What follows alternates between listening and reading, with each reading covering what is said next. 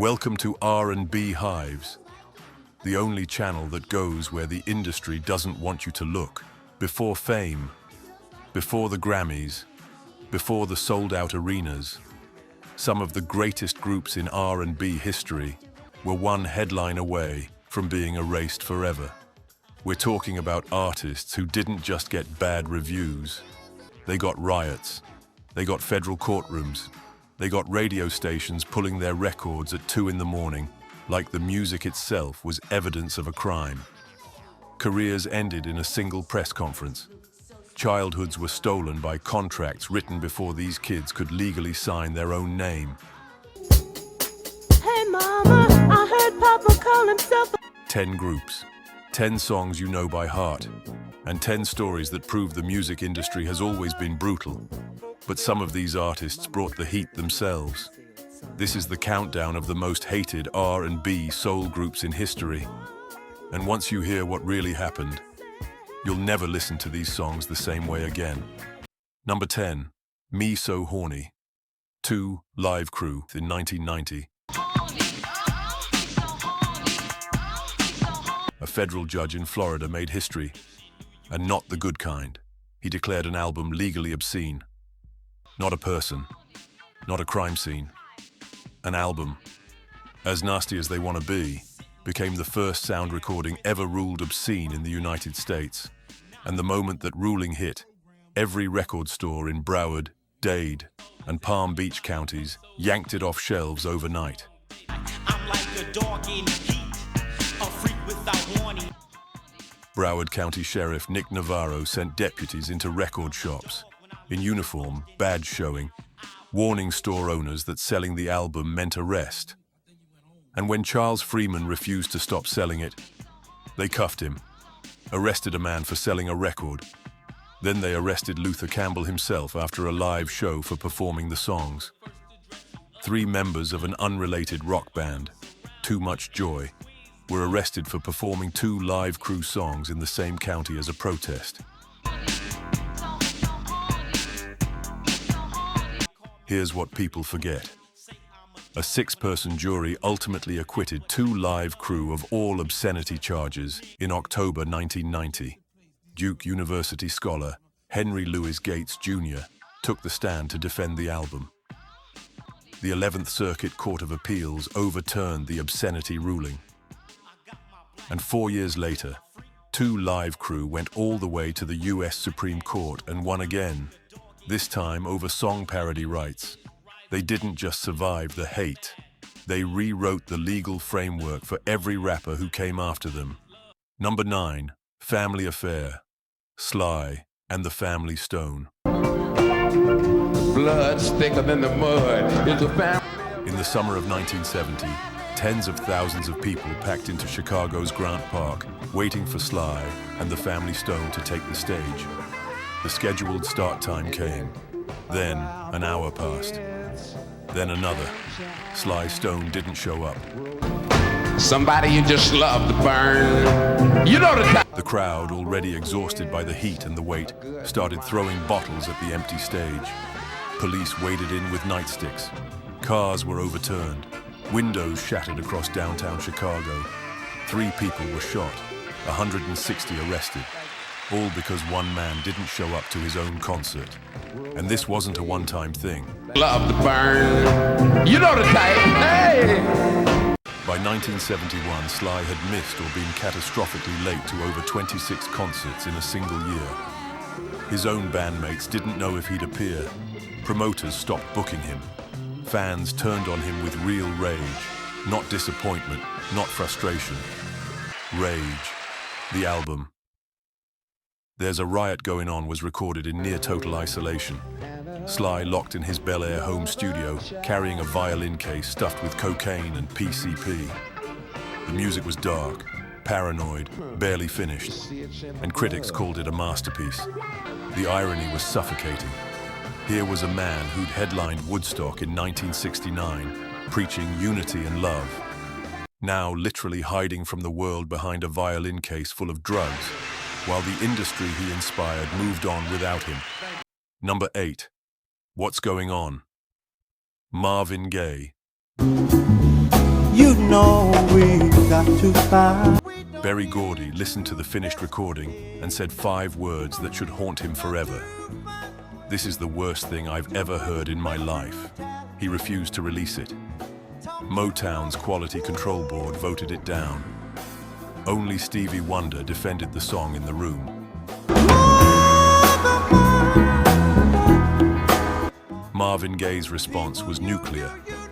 He told Gordy he would never record another single note for Motown, not one, until What's Going On was released. He even told reporters he planned to quit music entirely and try out for the Detroit Lions as a football player. A man who had never played organized football, threatening to end his music career over a protest song. That's how much he believed in it. Have too many of you crying. Gordy had relocated to California by then, and Motown A&R executive Harry Bulk pressed up 100,000 singles and released them to radio. The song sold over 100,000 copies its first day. Within a month, it had spent 5 weeks at #1 on the Billboard Soul chart and sold over 2 million Talk copies. to me, The honey, fastest so you can see. Come on here. Gordy had just seen the greatest Motown record ever made, the worst thing he'd ever heard. And the industry, including the man who built Motown, had tried to kill the song that would outlive them all. Number 7, Come and Talk to Me, Jodeci. Come and talk to me, I really want to meet you, girl. Church boys from Charlotte, North Carolina. That's what Jodeci was. Kelsey, JoJo, Devante Swing, and Mr. Dalvin grew up singing gospel, raised in the church, harmonizing before they knew what a record deal was. And then they walked into Uptown Records in 1991, looking like no R&B group anyone had ever seen. Leather, attitude, raw sexuality. And the industry didn't know what to do with them. Come and Talk to Me hit #1 on the R&B chart in 1992 and stayed the year-end #1 for all of 1992. Their debut album, Forever My Lady, went triple platinum. They mentored a young producer named Timothy Mosley. You know him as Timbaland. They inspired Missy Elliott. They essentially built the foundation of 1990s hip-hop soul. And then everything started burning. All I wanna do is know your name. Kelsey and JoJo's addiction to drugs and alcohol became so severe, it was turned into a reality show called Come Clean. Devante Swing was arrested for public intoxication at a Subway restaurant in Burbank, California. Police found him falling over tables and crashing to the floor.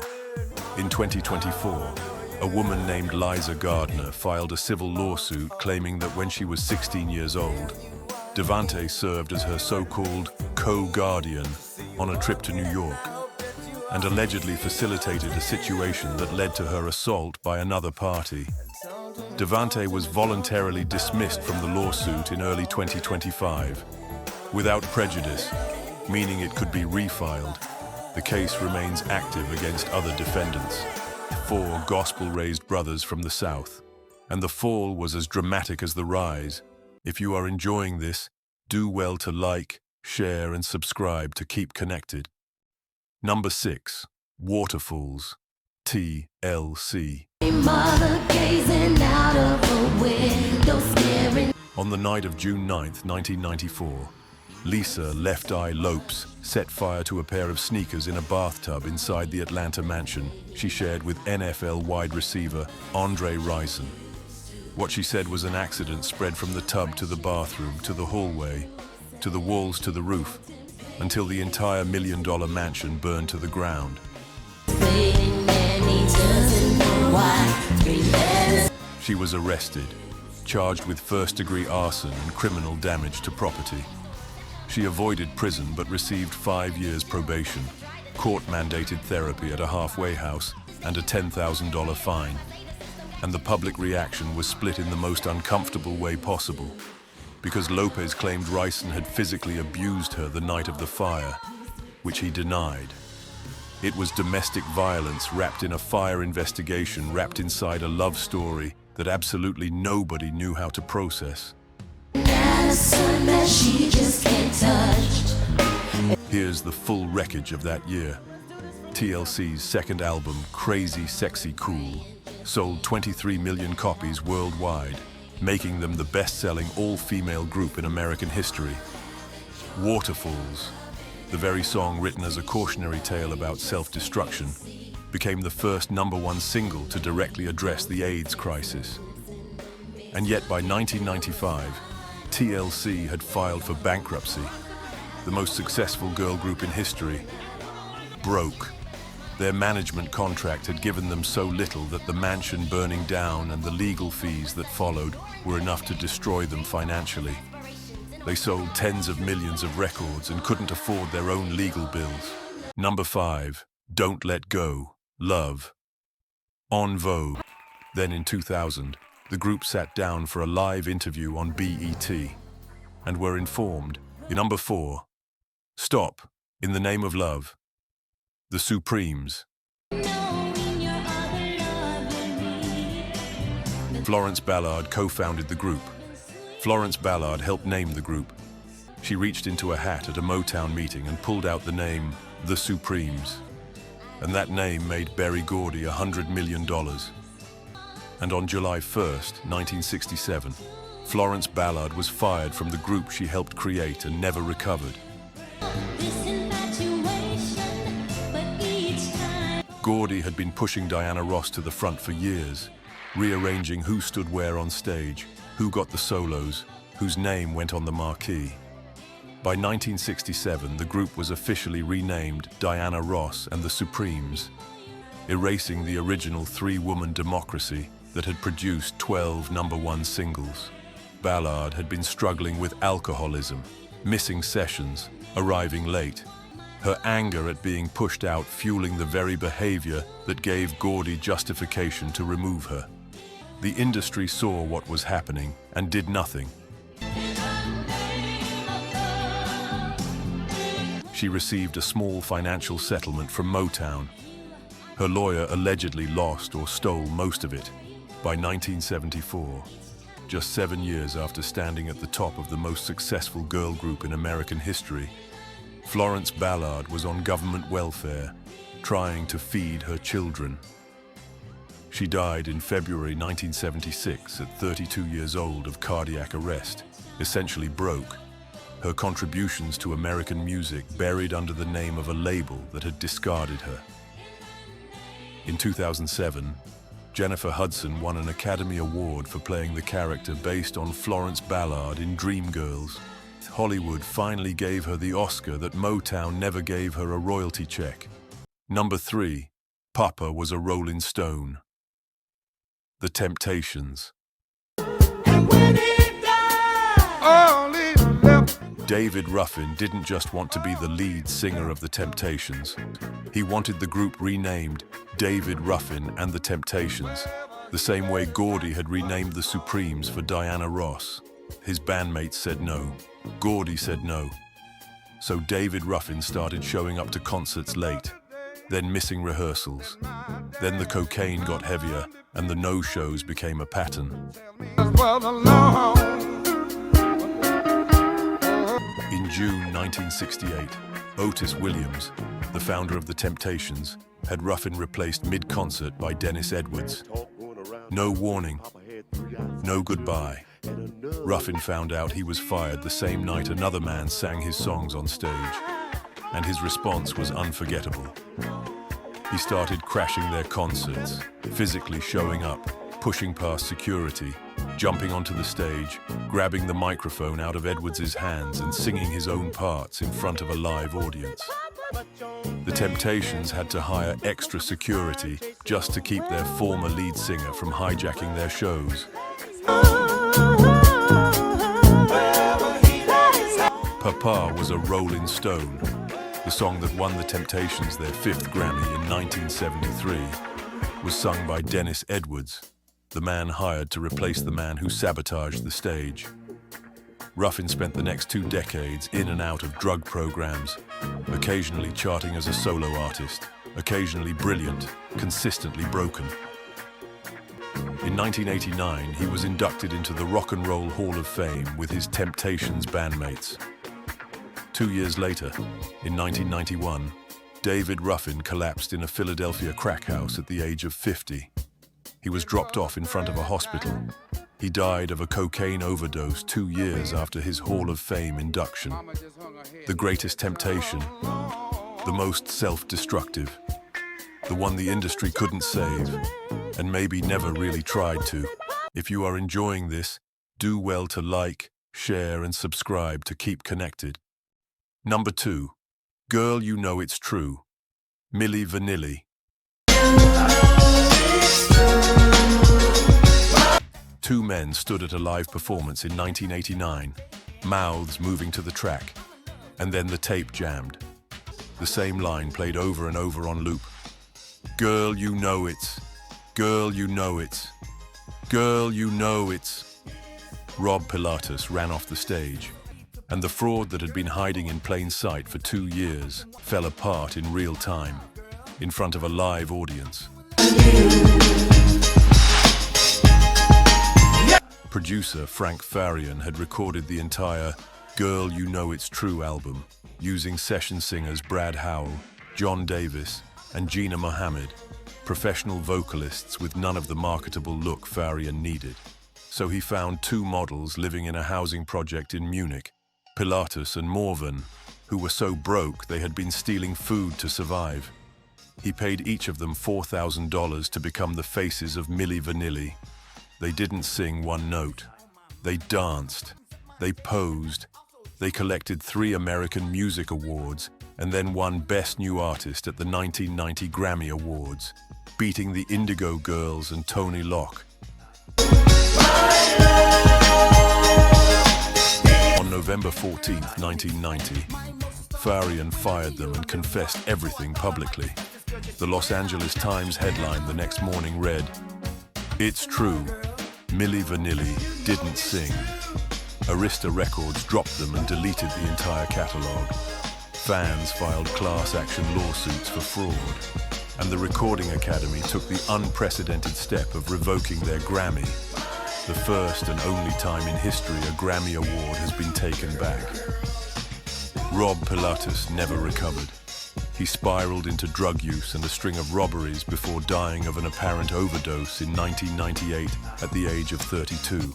Fab Marvin went on to work as a DJ and performer. And the 3 real singers, the voices behind every hit, never got their Grammy. They got a recording credit at a press conference. And that was it. Number 1. Candy Girl, New Edition. 5 teenagers from the Orchard Park housing projects in Boston, 1983. Number 1 on the R&B chart, a debut so powerful it launched one of the most beloved groups in R&B history. And their royalty check for Candy Girl, the record that made them famous, totaled exactly $168. Not per person, for the whole group combined. Maurice Starr, the man who signed them, gave them a $500 advance and a Betamax player, a VCR that couldn't even play the tapes everybody else was buying. And while New Edition appeared on Soul Train in matching outfits, smiled for every camera, and made Starr wealthy beyond imagination, their families stayed broke. Bobby Brown told Shannon Sharp in 2025 that the group lost between $30 and $40 million per member on that first album alone. He used the word slaves to describe what Starr did to them. Once they started asking questions, once they started demanding answers, the industry turned on them.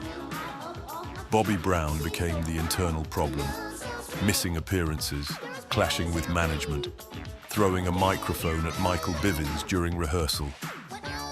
The group voted him out in early 1986, and the fan base split hard. Team Bobby versus Team New Edition. Both sides bitter, both sides loud. Star walked away from New Edition and immediately applied the same formula to 5 white kids from Boston called the New Kids on the Block. The same contract structure, the same control, the same exploitation, different decade, same machine. She's so fine, asking me, I know this girl. New Edition was inducted into the Rock and Roll Hall of Fame in 2019. They gave the industry its greatest lesson in how to rob talented children blind. And the industry learned the wrong lesson. Because the lesson they learned wasn't that it was wrong. The lesson they learned was that it worked, and it kept working. And it never stopped. That's why New Edition is #1